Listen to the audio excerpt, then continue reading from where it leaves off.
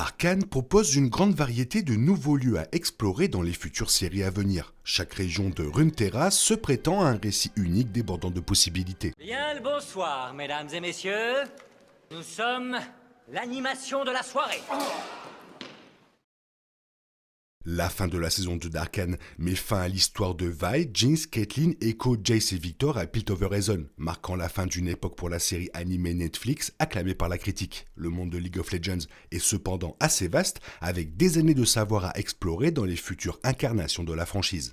Il a déjà été confirmé que l'histoire d'Arcane continuera à s'étendre bien au-delà des frontières de Piltover et de Zone, s'étendant à 3 nouvelles régions de Runeterra avec des histoires à venir. Jusqu'à présent, la noble Demacia, l'Empire Noxien et le royaume magique d'Ionia ont tous été présentés comme de futurs lieux avec lesquels le monde de Runeterra pourrait s'embarquer. Ces 3 nouvelles séries Arcane ne seraient que la pointe de l'iceberg, effleurant à peine la surface des possibilités offertes par la narration ultérieure dans le domaine fantastique, magique et excentrique.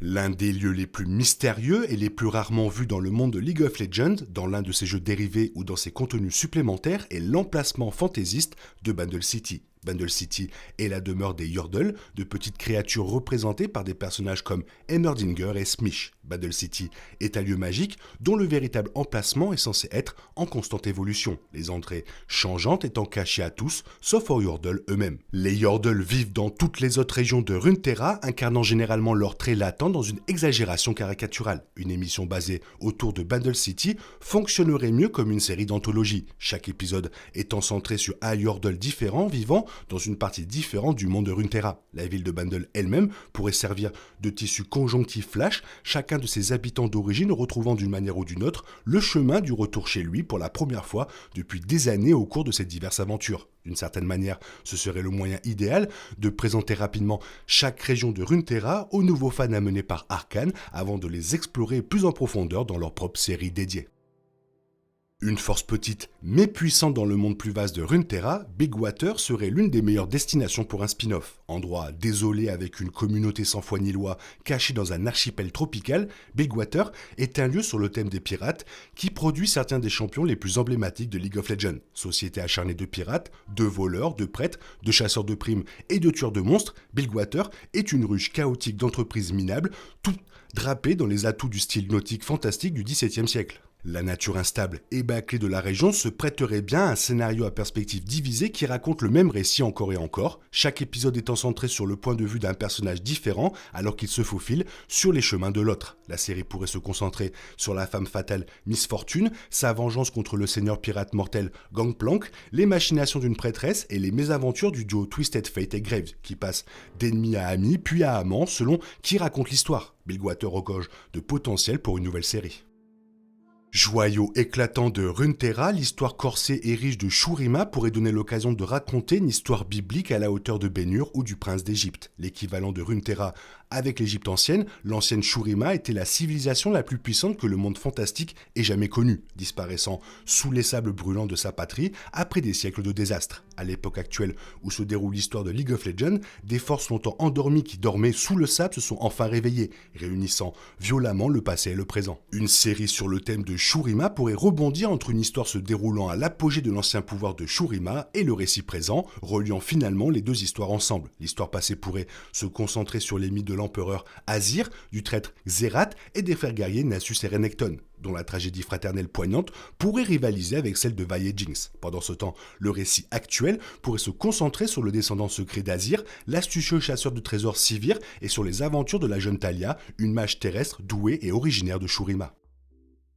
S'il y a un endroit qui rivalise avec l'importance globale de Shurima dans l'histoire de League of Legends, ce sont bien les îles obscures, autrefois connues sous le nom d'îles bénies. Cette île paradisiaque était autrefois un fier royaume. Cependant, un cataclysme magique insidieux a plongé la région dans les ténèbres, l'entourant d'une brume noire hostile qui a transformé toute vie sur son passage en terrifiante entité mort-vivante. Désormais une ruine hantée, en ruine peuplée de monstres, de fantômes et pire encore, les îles obscures sont une terre de profanation redoutée qui étend parfois son influence au reste de Runeterra. L'histoire tragique des îles bénies devenant les îles obscures pourrait donner lieu à une série limitée intéressante, décrivant la quête du roi Viego, amoureux pour ressusciter sa reine perdue, ce qui a abouti à l'apocalypse spectrale qui a frappé les îles. En cours de route, des personnages fascinants comme Yorick, le fossoyeur immortel, Callista, la vengeresse, et Thresh, le geôlier sadique, pourraient compléter le casting de l'histoire. Et les îles obscures seraient l'occasion pour Arcane d'explorer encore plus loin les thèmes d'horreur magique introduits en grande partie dans la saison 2. Autre lieu parmi les plus rarement explorés de Runeterra, Targon pourrait peut-être bénéficier de plus d'une série dédiée dans la veine d'Arcane. Chaîne de montagnes balayée par les vents et dominant à l'ouest des déserts de Shurima, Targon est un lieu mythique nommé d'après le mystérieux sommet de la montagne qui domine la vie de ses habitants. Bien que la montagne abrite une population dévouée de guerriers tribaux, les Rakor, qui adorent une grande variété de divinités qui habitent la montagne, le mont Targon est mieux connu dans l'univers pour la façon dont il chante ceux qui oseraient grimper. Pour ceux qui recherchent une histoire d'amour tumultueuse pour rivaliser avec la relation de Vi et Catelyn, les amantes maudites Leoana et Diana, deux femmes guerrières aux côtés opposés d'un conflit amer entre les adorateurs du soleil et de la lune, suffiraient largement. Arcane serait une excellente occasion pour Riot de mieux étoffer la région sous-développée.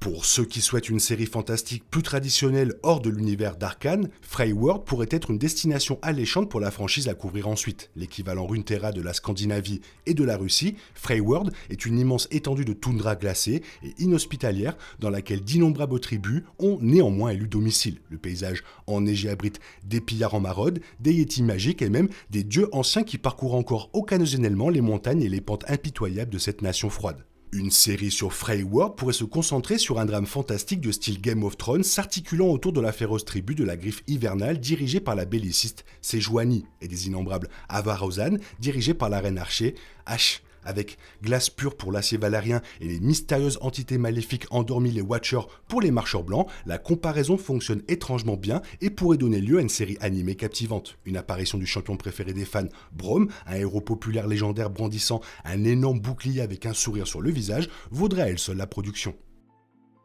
Ceux qui connaissent l'histoire de League of Legends auront noté une similitude distincte entre l'horreur cosmique des Wild Runes introduite dans la saison 2 et une autre région de Runeterra, le vide. Moins un lieu physique qu'un espace extradimensionnel, le vide est un univers parallèle existant en tandem avec Runeterra, regorgeant de vie terrifiante et monstrueuse, déterminé à contrôler le royaume adjacent avec lui-même. Le vide produit toutes sortes de créatures terrifiantes qui s'infilent dans Runeterra, du Kogath, dévoreur de monde, au curieux Vel'Koz. Paysage infernal de velours vivant, de pur carburant, de cauchemars peuplés de créatures incompréhensibles, le vide ne semble pas initialement convenir à une série basée sur une histoire. Cependant, la championne Kai'Sa présente une opportunité captivante pour une histoire de survie tendue du point de vue d'une humaine qui tombe dans le vide et apprend à s'adapter à ses horreurs par tous les moyens possibles. L'arc de Jace dans la deuxième saison d'Arcane est une preuve suffisante de la capacité de la série à raconter de telles histoires, et il ne serait pas négligent que la série consacre une saison entière pour ça.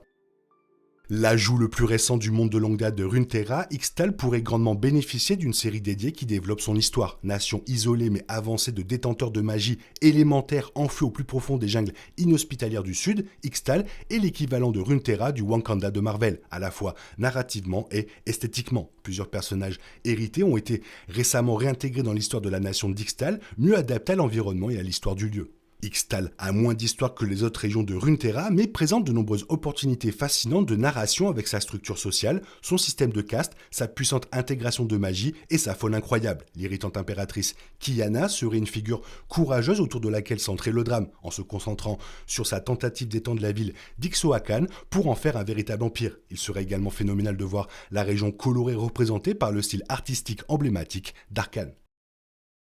Bref, vous l'aurez compris, il y a de quoi faire, il y a même plus que de quoi faire, et il faut que ça arrive très très vite parce que on est impatient quoi. Toi, qu'est-ce que tu en penses? Qu'est-ce que tu aimerais voir? Fais-le moi savoir dans la zone commentaire, sinon il est temps pour toi de reprendre le cours normal de ta vie. On se retrouve bientôt pour une nouvelle vidéo. Bisous bisous, bye bye.